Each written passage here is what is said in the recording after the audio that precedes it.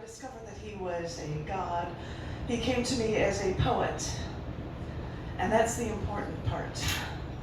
Because when this sun god gave me this wrestling belt, he said, he very specifically said that we are now tag team poets. Like we were poets, taking turns, sharing our pain, then letting the other come in to carry the load so that we don't feel like we have to battle the world alone. Because, you know, I've never worn this belt before. That would be sacrilegious. But now I think I have to leave this belt, maybe keep it behind my desk where I'm always working and looking for inspiration. I'm not a religious person. I've always relied on my mind because we poets don't have much else.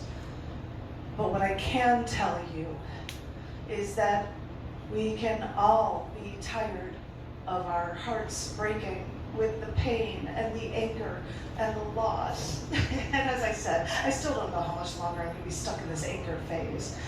But anger is supposed to be one of those things that's supposed to make us right, to make us poets thrive, to make us make sense of the world, to the world. But the survival instinct in each and every one of us, even us poets, and even, I thought, for the gods, is supposed to make you fight against the odds, against all odds. So I have to wonder, not knowing what a god goes through, what kind of pain a sun god must suffer through to decide when enough is enough. So maybe this is my bargaining, the stage after anger, to try, like Bill Clinton, to feel his pain, to be too depressed to make a difference before I accept my loss of my sun god. I suppose I can rationalize this all away, at least superficially. But as I said, us poets seem to thrive on that anger. So maybe, as cruel as this sounds, maybe we have to always remain just a little angry, because life is always just a little unfair. But oddly enough, it's just one painful way to remind us that we're still alive. Because we forget.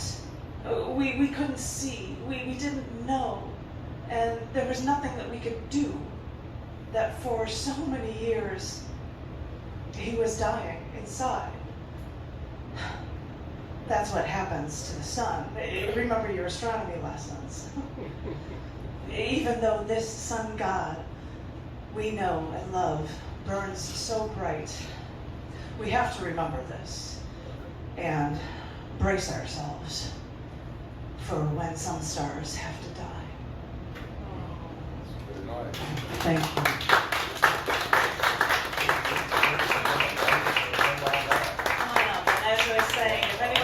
Any of this writing, go to the web address scars.tv.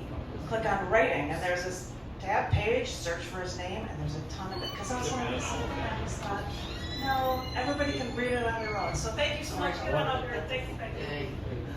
Who wants to go next? Oh, who's on the list? I'll be on the end. Who's up next? Thank you. Well, if I'm going down the list on the sign up, Brian Daly is next. Janet, you got it. That's about the last time I saw she was still in Chicago. I'm still a Chicagoan. Yeah, I'm hearing that. I'm always a Chicagoan. No, sorry. Anyway, our ships would load all your calls. It was tough trying to take the time to see him. But, you know, you have to make time for a God. I hear that religion is an important thing. And when he moved farther away, and then I moved farther away, well, we said we'd make the effort, but you know how life gets in the way. Life gets in the way, they say, even for gods and poets alike. And although I know his pain in the past, he never spoke of it again until later. Once it was too far away to make a difference.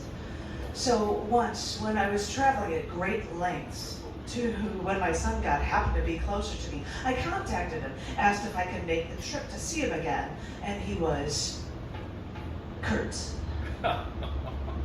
Cut me off. Told me no. I didn't understand his response. I just wanted to lose myself with the sun god one more time. And I was only told after his assisted suicide that his pain was so great that he cut everyone out because he became argumentative, belligerent.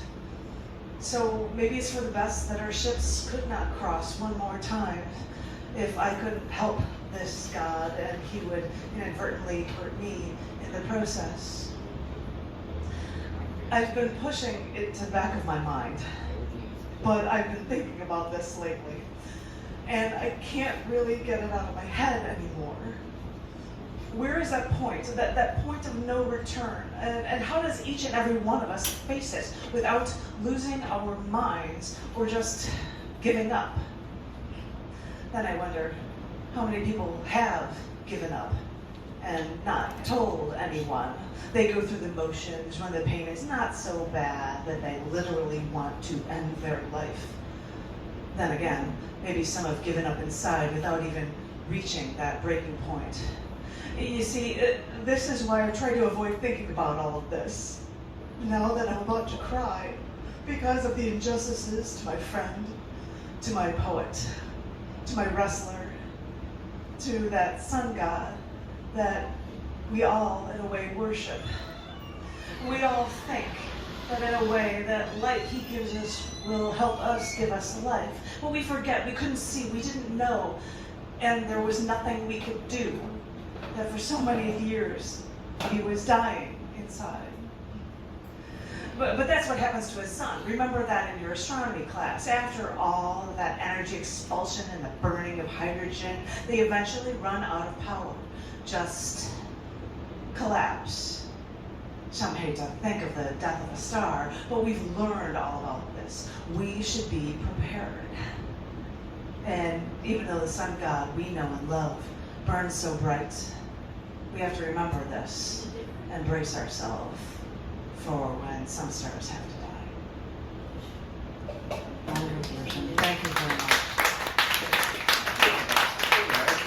I have talked far too long, and I believe the next person up is in the absolute back of the room. I hope he's ready to share with us because I'd really love to hear some of these, ladies and gentlemen.